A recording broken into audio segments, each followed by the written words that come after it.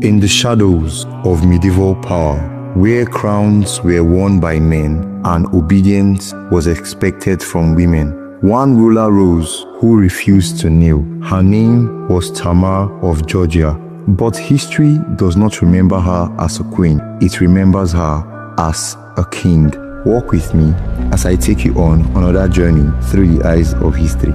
In the 12th century, the kingdom of Georgia stood at the edge of greatness. It was a land of mountains, war, and fragile alliances held together by one man, George III of Georgia. He had no son, but he had Tamar, and that was a problem because in that world, a woman did not rule. She was married off, traded, silenced. But George III saw something else in his daughter: strength, steel, and a mind that did not bend. So he did something dangerous. He crowned Tamar co-ruler while he was still alive, not out of love, but out of fear, because he knew the moment he died, the nobles would tear her apart. When George III finally died, the throne did not pass peacefully. It trembled. The nobles gathered like wolves. They did not want Tamar. They wanted control.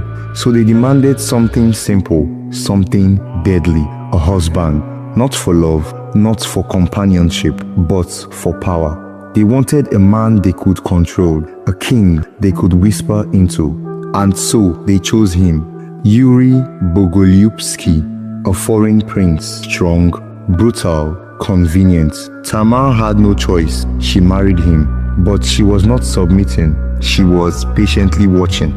At first, Yuri played the part, but power reveals truth, and his truth was ugly. He drank, he raged, he humiliated the courts. He tried to dominate Tamar, not as a partner, but as a master. He thought she was weak.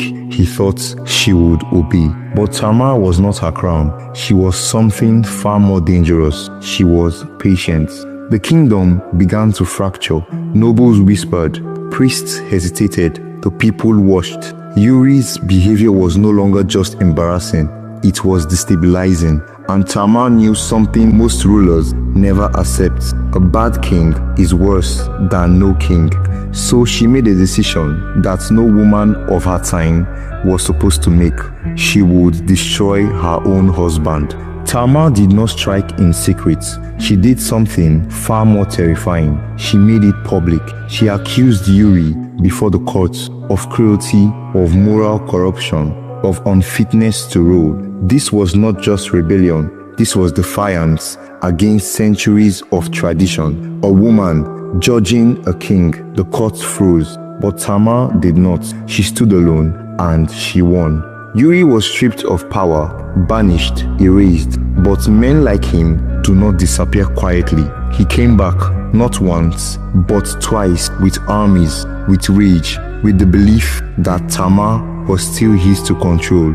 But each time, she crushed him, not just with force, but with strategy, with loyalty she had earned, with a kingdom that had begun to believe in her. Yuri tried to take the throne, but Tamar took his name and buried it. After Yuri, everything changed. Tamar was no longer a pawn. She was power itself. She ruled alone, and then she chose again. This time, not for the nobles, but for herself. She married David Soslan, a warrior, a partner, a man who did not try to control her, but stood beside her. Together, they expanded the kingdom. But make no mistake, this was Tamar's empire.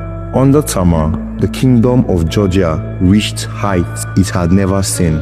Victories in battle, flourishing culture, wealth, influence, stability. She was called King of Kings, not Queen, because the world did not have a word for what she had become. But power always carries a cost. Tamar ruled in a world built on violence. Every victory meant blood. Every alliance meant compromise. And every moment of peace was borrowed. She had broken her husband, but she had also broken the rules that protected weaker rulers. Now, everything depended on her. And if she failed, there would be no one to save her legacy. When Tamar died, the kingdom mourned.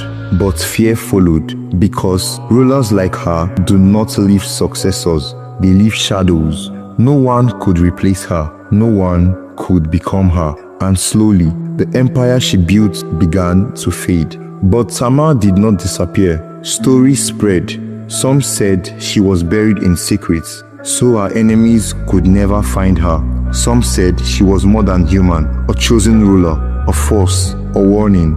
Because Tamar proved something dangerous. Power does not belong to those who inherit it. It belongs to those who take it, hold it, and refuse to let it be taken away. She was forced into a marriage meant to control her, but she turned it into a battlefield. She was given a king, but she broke him, and in doing so, she became something history could not contain. Not a queen, but a ruler who rewrote the rules of power itself. Thank you guys for watching. Do also like, comment, subscribe, and walk with me again through the eyes of history.